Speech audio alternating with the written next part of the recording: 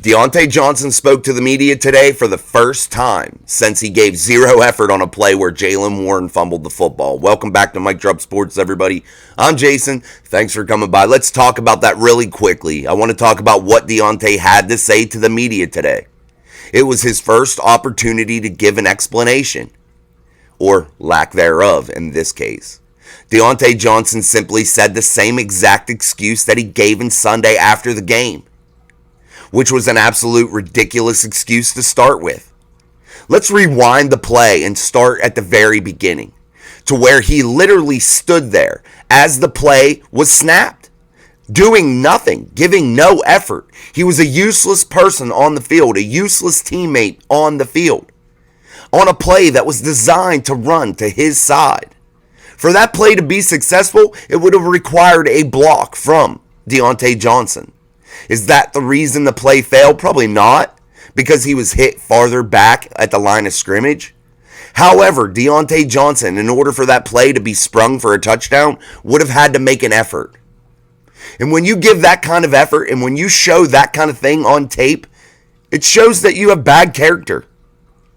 And I hear podcast after podcast, person after person saying over and over, it comes with the position. It's just what diva wide receivers do. That's horse shit too, guys. Why should it be acceptable for people to be distractions?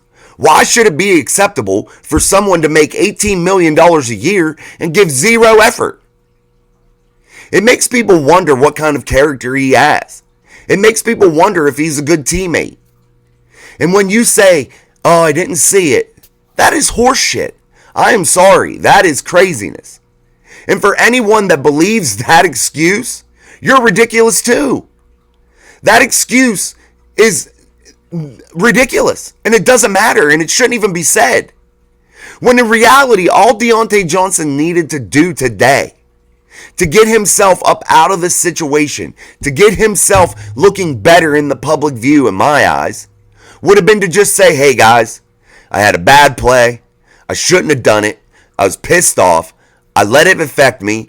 It won't happen again, but it was my fault. I gave zero effort. I was pouting, and it was unexcusable. If he had simply said those words, people would have more respect for him today after he spoke to the media than him just standing there, mumbling, talking about, I didn't see the play. Ridiculous. In order for the Pittsburgh Steelers to be a good football team, it needs veteran leadership on both sides of the football. And Deontay Johnson has to be imperative to that. He has to be a key cog in the leadership role. And when Deontay Johnson loses focus and portrays his bad character to the rest of the team, it trickles down. It trickles down to young guys like George Pickens, guys that have already shown that they can have bad moments and disruptive moments to the football team when they decide that they've had enough and that they're going to pout. And that they're, just in such a bad position. Deontay Johnson needs to control that and become a real NFL superstar. Deontay Johnson needs to become a real veteran leader. And people can defend him. I've defended him. I've said that he has an amazing talent for getting open. An amazing talent for route running. One of the best I've ever seen running routes. The guy is precise. But when you give zero effort, you're useless to a football team. And there's nobody needs you. It's worthless to have you on the field if you're going to give zero effort. And I know 99% of the time he does. But 1% of the time he doesn't. And that 1% could cost you a football game, folks. If that ball is returned for a touchdown that's ruled a fumble in Cincinnati, and those 7 points go onto that board, that could have cost the Pittsburgh Steelers that game, considering they only scored 16 points. That could have truly cost the Pittsburgh Steelers their 7-4 record. They could be sitting at 6-5 now. They could easily have that record. Instead, they were able to overcome that mistake. But they're not always going to be able to overcome those mistakes. And if you're Deontay Johnson, you have to find out what you're all about. Dig deep inside yourself, I suppose.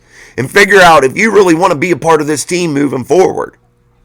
Now, it poses me to this question. Should the Pittsburgh Steelers get rid of Deontay Johnson at the first moment that they actually can? Should they trade Diontae Johnson off, considering he'll need a new contract soon? Should they just cut ties with him? He only has $5 million in dead cap, I believe. What should the Steelers do? Should the Steelers continue to put up with that kind of behavior? Did Mike Tomlin actually chew his ass out? Did Mike Tomlin actually make sure that the team got to truly address him and really go at what the problem is for Deontay Johnson? Did they squash it all in that room? Is it going to affect the team that is 7-4 and sits with one of the easiest schedules remaining in the NFL, with a real chance to make a run at the AFC playoffs, a real chance to be a top tier seed in the playoffs, a team that is starting to put it all together? Is Mike Tomlin going to allow this to just contaminate his football team? Usually he doesn't. Usually he squashes it. Usually he has a good ability to get the team reeled back in. Like with the firing of Matt Canada, I felt like he was losing control of his football team, and he got it right back when he started to say, hey, I mean business, and he fired Matt Canada and sent him packing. You could tell the difference on the football field. You could tell that things changed. Now, what does Mike Tomlin do with this? Does he just forget it? Does it just not get brought up again? Or does it just not get brought up again until the next time it happens? Because if you do nothing as the Pittsburgh Steelers, it's going to continually happen and happen and happen again. And Diontae Johnson, this isn't his first instance. He's had arguments with teammates, Mitchell Trubisky, Minka Fitzpatrick. He's had run-ins. But what do the Steelers need to do? Should they keep him? Is he worth the trouble?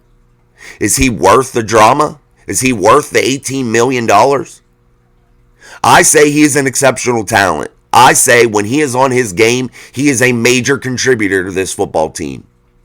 However, if you're going to continually get bad looks from him, bad efforts from him, just distraction from him, I don't think he's worth any of it. And whenever you're the Pittsburgh Steelers and you've been known to draft wide receivers well, I think you roll the dice and let him go. You're not going to be able to pay everybody anyway. And you're probably not going to be able to pay Diontae Johnson. So in my eyes, the Pittsburgh Steelers are going to ride this out for this season and just try to sweep everything that he's causing under the rug and hope for the best and cross their fingers that he doesn't totally dismantle this football team with a lack of effort play and cost them a big game in a big time moment. And I think that's what the Steelers are going to do because they have no choice.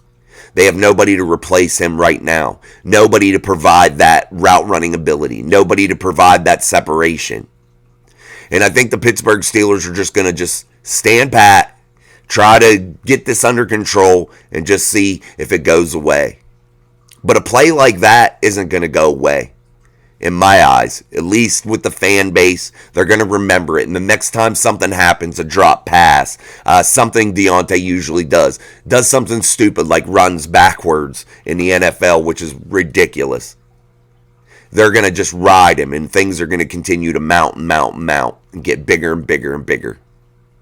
So, I think the Pittsburgh Steelers find themselves in a little bit of a spot here. I think they need to make sure they get it under control and bottle it up. And hopefully they handled it inside that building today and that it's not going to be a problem going forward. And hopefully it was a wake-up call to Deontay Johnson to get his shit together. And hopefully we'll see a better product from him on the football field.